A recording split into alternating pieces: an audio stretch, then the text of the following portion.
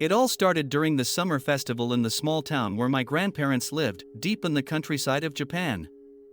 I'd been coming to visit every summer since I was a child, and though I loved the peaceful surroundings, it was always a little too quiet for me. This year, though, something was different. I had just graduated university, and for the first time in a long time, I felt free from the stress, from the expectations.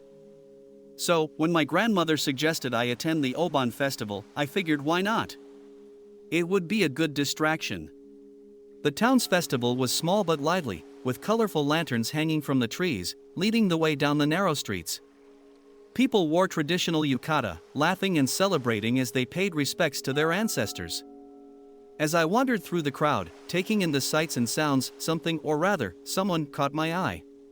She was standing by the edge of the festival grounds, just beyond the lanterns, watching the procession quietly. Dressed in a white yukata with delicate flower patterns, she seemed almost out of place, her dark hair framing a face that was pale but striking. Our eyes met, and in that moment, it felt like the world around me blurred. Before I knew it, I was walking toward her. We spoke for hours. Her name was Yukiko, and despite her quiet demeanor, she had a warmth about her that drew me in. She told me she lived not far from my grandparents' home, in a traditional house just beyond the hill. The conversation flowed effortlessly, and soon the night slipped away without me realizing it. At the end of the night, Yukiko smiled and told me she'd walk me home. She carried a small paper lantern, glowing softly in the dark. The gentle sway of the light created a calming rhythm, and I couldn't help but feel enchanted by her presence. When we reached the front of my grandparents' house, I asked if I could see her again. Her smile widened, a strange glint in her eyes, and she nodded.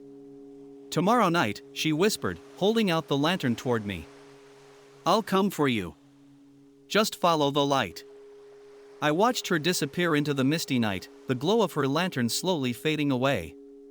The next night, just as promised, Yukiko appeared again. This time, she came to the gate of my grandparents' home, her lantern flickering in the night air. I followed her without hesitation, lost in the quiet, mysterious pull she seemed to have on me. We walked along a narrow path that led up the hill, where the trees were thick, their branches casting eerie shadows under the moonlight. The deeper we went, the more the air seemed to change. It became colder, stiller, as though the forest itself was holding its breath. I started to feel uneasy, but Yukiko's soft voice and the steady glow of the lantern kept me going. We reached her home, a traditional old house with faded wood and a sagging roof. It felt abandoned, like it hadn't been touched in years. But Yukiko opened the door and led me inside. The house was sparsely decorated, almost empty, except for a few old scrolls and a small altar. She invited me to sit, offering me tea. We spoke for hours again, but this time, there was something different in her tone, a sadness, a heaviness. I asked her about it, but she only smiled softly and said, "There are some things you shouldn't ask about." At midnight, she finally stood and said it was time for me to leave. As we walked out the door, I glanced back at the house.